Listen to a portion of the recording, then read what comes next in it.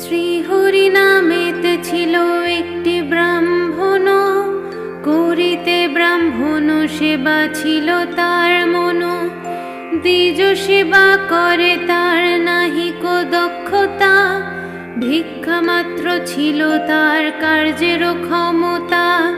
নিত্য ভিক্ষা করি করে উদর পূরণ, তাহাতেই দ্বিজ সেবা হয় অনুক্ষণ।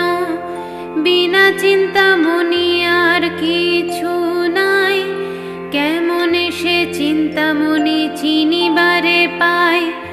অন্তরে সদাই সুখী অন্ন না